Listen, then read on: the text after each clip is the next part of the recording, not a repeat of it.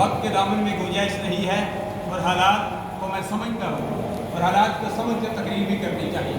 یہ نہیں کہ 10 منٹ حالات یہ ہوں کہ 10 منٹ بیان کیا جائے تو انسان گھنٹہ بیان کرتا رہے. یہ میرا مزاج نہیں ہے. انشاءاللہ العزیز میں اپنی گفتگو صرف 11 منٹ کروں گا. 11 منٹ کے اندر ہم 11ویں کے ماننے والے ہیں, 12ویں کے ماننے والے ہیں. 11ویں والے سرکار کے غلام ہیں اور سرکار آقا ہے. ابھی غلام اور آقا کا ذکر سیلوی صاحب خوبصورت انداز میں کر رہے تھے. غلام بننا بہت بڑا اعزاز ہے اور ہر کوئی غلام بھی نہیں بنتا.